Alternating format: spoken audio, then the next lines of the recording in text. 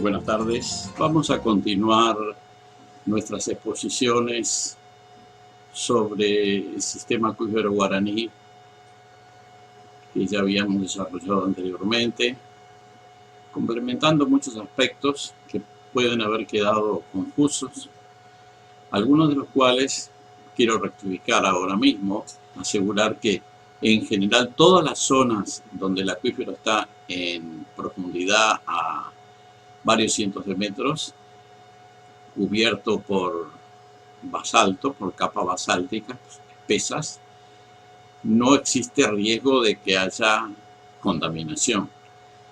Pero en las zonas donde no hay cobertura de basalto, particularmente en las zonas de recarga del acuífero, que son como un 10% del total, en esos lugares sí puede haber contaminación porque el acuífero está expuesto a la infiltración que viene de la superficie.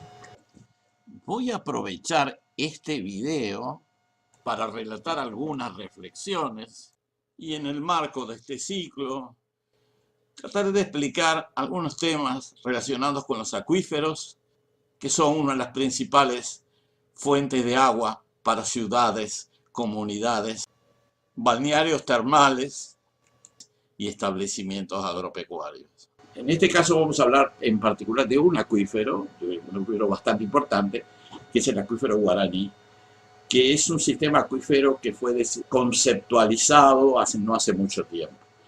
En realidad fue mi idea cuando yo estaba trabajando en esta institución canadiense, el International Development Research Center, de aplicar algunos recursos que estaban disponibles, de desarrollar un proyecto en este acuífero, que en realidad en esa época eran varios acuíferos. El acuífero Uruguay, en Uruguay había un acuífero que se le llamaba Tacuarembó, había uno en Brasil que se le llamaba Tucatú, y había un acuífero Paraguay que se le llamaba Misiones, etc.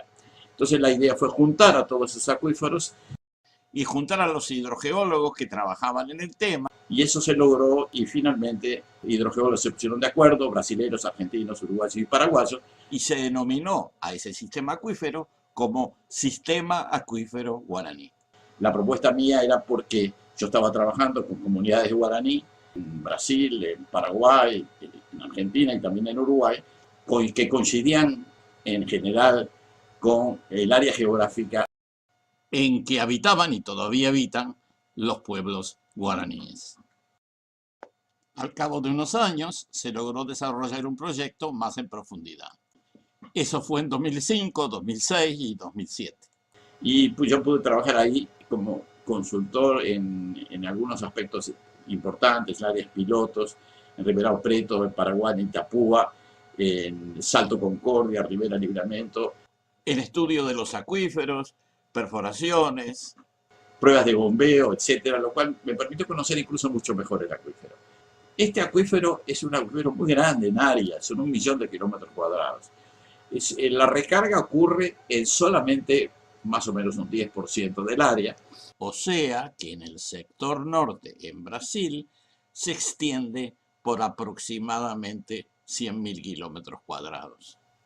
En el sector sur será como de 10.000 kilómetros cuadrados. En total podemos decir que hay recarga en unos 110.000 kilómetros cuadrados, y considerando el volumen de lluvias que hay en ambos sectores, se puede decir que la recarga total del acuífero, que implica en realidad el agua que puede utilizarse sin que los niveles desciendan, es del orden de 1.800 a 2.500 metros cúbicos por segundo para toda la cuenca, la mayor parte en el sector norte. Y en el sector sur será de 300 a 500 metros cúbicos por segundo, que en el caso de Uruguay se usa fundamentalmente para termas, para el agua termal. La posibilidad de usar los volúmenes se da sobre todo en las zonas donde el acuífero es poco profundo, y ahí se usa para fines agrícolas y abastecimiento, y donde el acuífero es más profundo y el agua tiene una temperatura más elevada, entonces se puede usar para el desarrollo de termas. Eso no es tan fácil en el caso de Brasil, porque el agua es muy caliente en el acuífero, a la zona, digamos, a la altura de Foz do Iguazú. Ahí el agua es más caliente, llega a 60 grados, a diferencia de que acá en las termas llega a 46, 47 grados, pero las termas ya no tienen tanta utilidad en un lugar donde hace bastante calor todo el año, ¿no? Entonces eso cambia el fin que se persigue. Esa es un poco la idea general. Esto da para más de una conversación y estoy tratando de entrarle al tema porque hay muchas cosas para decir.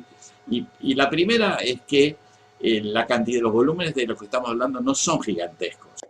En realidad no es tan grande la cantidad de agua, pero sí lo que tiene bueno es que el agua está distribuida en muchos lugares, no hay que llevarla, y no se necesitan cañerías para llevarla de un lugar a otro, y con solo ser un pozo se puede disponer de ella. Algunos temas generales sobre el acuífero corresponde señalar, tal vez lo obviamos anteriormente.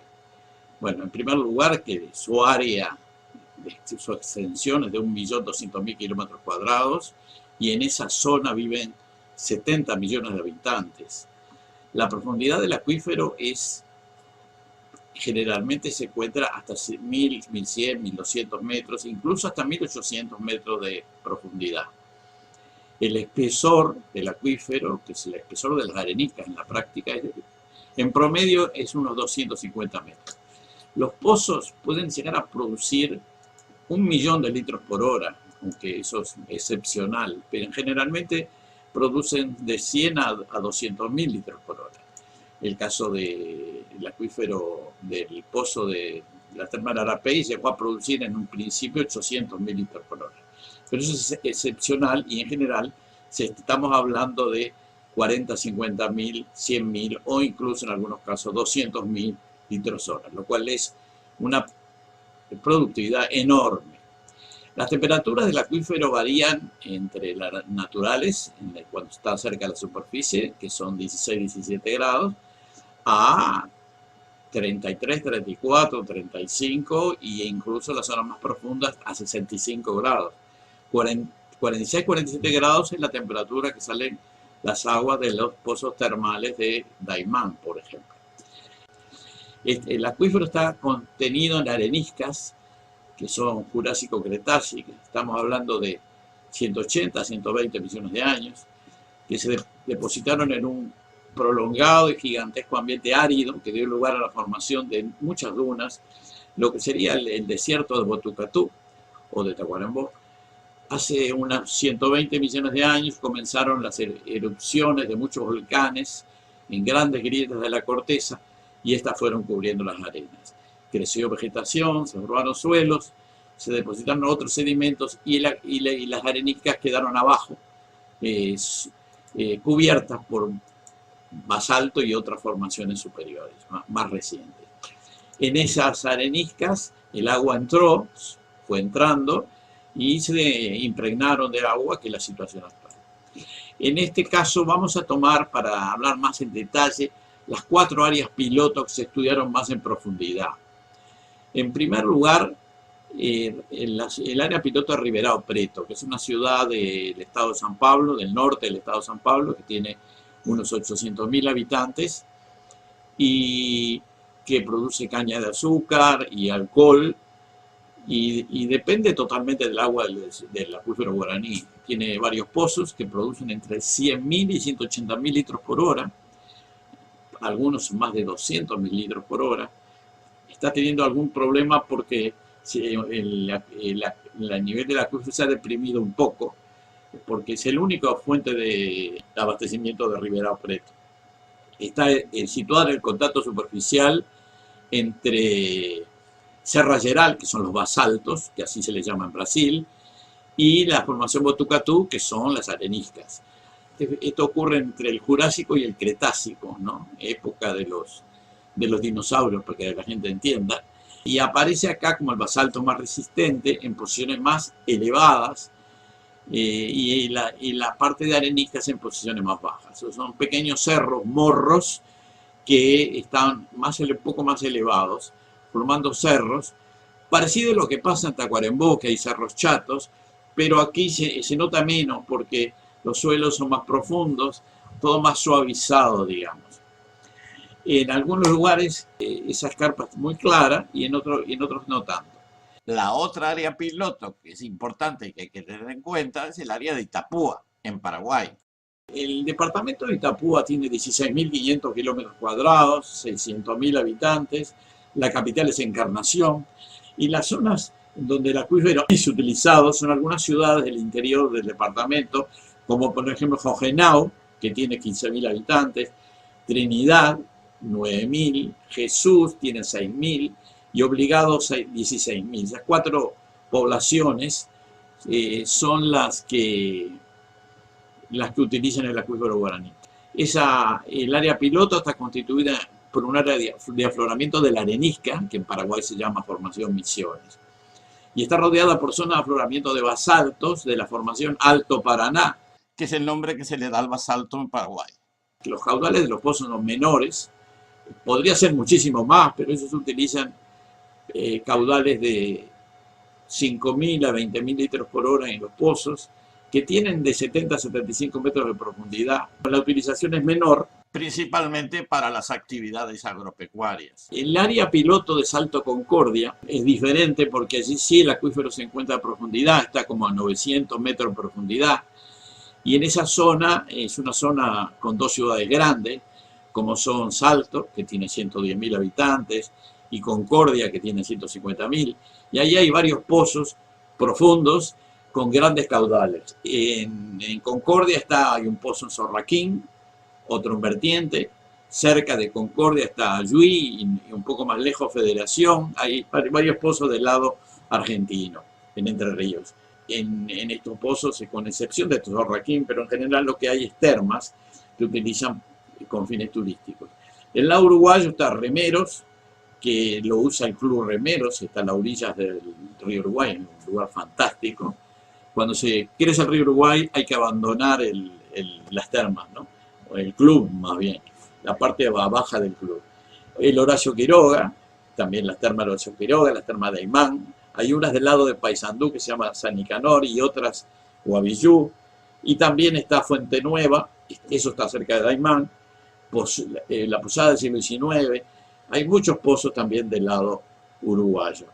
Los caudales de cada uno de esos pozos en realidad podrían ser mucho mayores, pero aproximadamente son de 40.000 litros por hora, aunque puede subir hasta 100.000 litros por hora. Se sabe que si se aumenta mucho, baja la presión y en general se ha procurado no exagerar y hay un control de los niveles de extracción.